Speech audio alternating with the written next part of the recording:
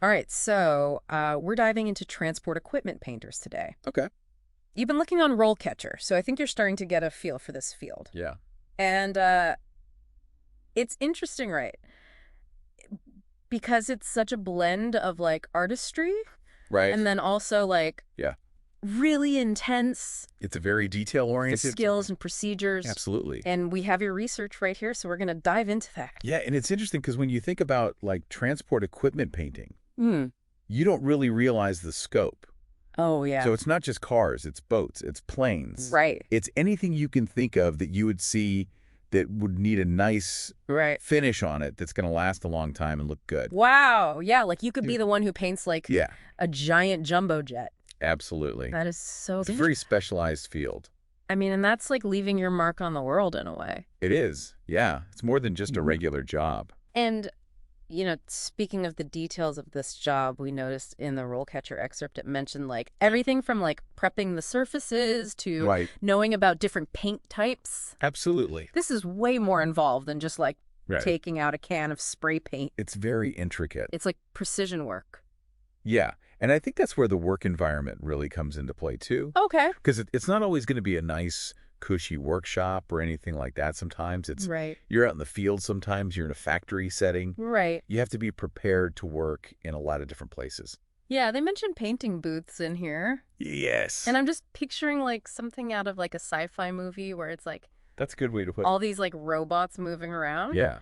But I mean, it makes sense, right? Because you've got Yeah, you have to contain the fumes and everything. kind of fumes. You have to. It's a safety thing, too. Yeah. What about the materials? Are they dangerous? Are they? That's the thing. Like, this isn't your average, Okay. arts and crafts kind of thing. Oh, This is, yeah. industrial strength chemicals. Right. And so this is probably a career path then, Yeah, where you have to be okay with that.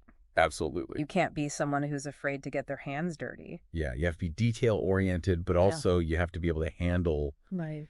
the environment and the physicality of it. Yeah. Like, what's a day in the life of a transport equipment painter like? Well, and I think that's a good point to bring up because Yeah. it can be very physically demanding.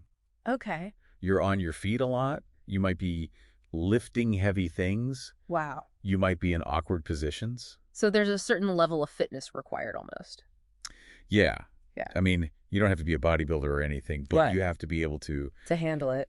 to be on your feet and be moving around all day. Wow. And then on top of that, there's the problem-solving aspect Yeah. because, if you're working with these chemicals and something's not mixing right. Right. Or the weather's off or something. Exactly. The humidity is off or something like that. You have to be able to think on your feet. Oh, that's a good point. I didn't even think about the weather. Yeah, Yeah, because if you're outside painting a boat or something. exactly. Yeah, and that's probably only going to get more important, right? With Yeah, and I think that's a good segue. Climate change and all that. Yeah, definitely with everything changing, the problem-solving skills are going to be even more important. Well, and even beyond that, I mean, the source material even mentioned automation. Right. Like, robots are coming for this field, too. Which is very interesting. Yeah, it's not just about the manual skills anymore. It's about, like, adapting to these new technologies. And I think that's what makes it so interesting is that it's Yeah. a field that's constantly evolving. Okay. So you're not just learning a skill and then that's it. You're constantly having to learn and adapt. Yeah. Yeah, so instead of being afraid of the robots, you have to learn how to work with them. Exactly. Wow. It's like a partnership. So it's like you're not just wielding a paintbrush anymore. You're like, Right. Yeah. you're wielding the future. That's a good way to put it.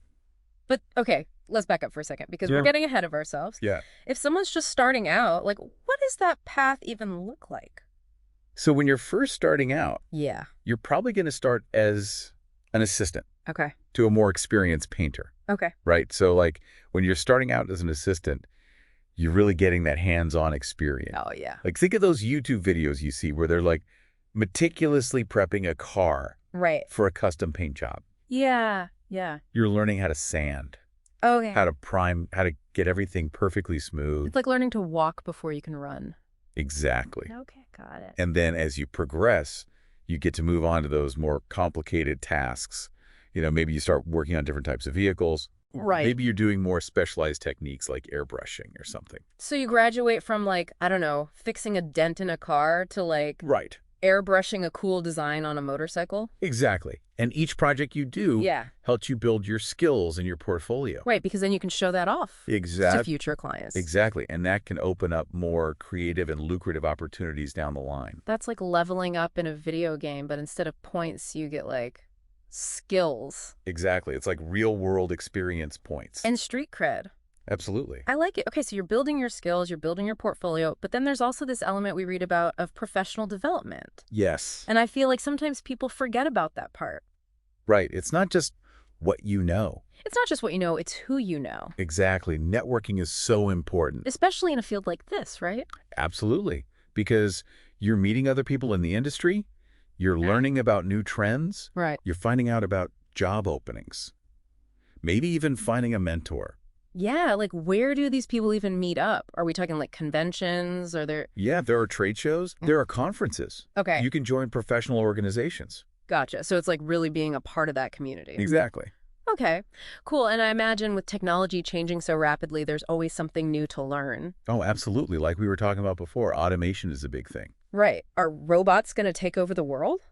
Well, maybe not the whole world, but Yeah. they're definitely changing the industry. Yeah. So you have to be willing to learn those new technologies and adapt. So it's not just about being afraid of the robot. It's about like making friends with the robot. Exactly, working with the robot. Oh my gosh, that's wild. Okay, so we've got the hands-on skills, we've got the tech, we've got the networking hustle. But what about the actual job market? What does that look like for this? So what do they say about the job outlook? Is there even going to be a job in like 5 years?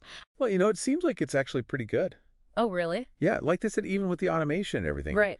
The demand for skilled painters is still supposed to be like pretty steady. Okay. I mean, think about it. Cars, buses, planes, all that stuff. Yeah. That's not going away anytime soon. It's not like we're all going to be like beaming around. Exactly. And all that equipment needs to look good. That's true. Yeah. And be protected from the elements too. Exactly. Right? Because like nobody wants a rusty plane. And I think there's always going to be that demand for that human touch. Oh, yeah. Especially if you're like a really high-end Especially for like custom work and stuff. client or something. You want someone who knows what they're doing. Yeah, like if you have a vintage car, Right. you're not going to want just anyone painting that. You want an artist. You want someone who's like an artist, Yeah. Wow. who understands the history and everything. Okay. So it's a good career path then if you It seems like it, yeah, if you're willing to put in the work could put in the work. and learn and keep up with things. And like find your niche, right? Exactly. And that's where I think these platforms like RoleCatcher can be really helpful Okay, how so? because like you can connect with other people in the industry. Okay. You can learn about those different niches. So it's not just about finding a job, it's about... Yeah, it's about exploring your options, Okay, got it. networking, finding out what's out there. Cool. I liked it. Well, we've covered a lot of ground here. We have Like everything from what these painters actually do, the different skills, the skills, the job the market. challenges. And I think the thing that really stands out to me is like What's the that? creative potential here. Yeah. It's really cool because it's like you're not just painting, you're like making art. I think that's a great way to put it. Yeah. You're taking something and transforming it.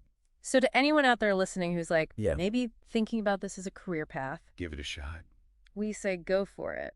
Why not? Yeah, what do you have to lose? All right, thanks for diving into this with us today. Of course this is fun. Until next time, happy painting, everyone.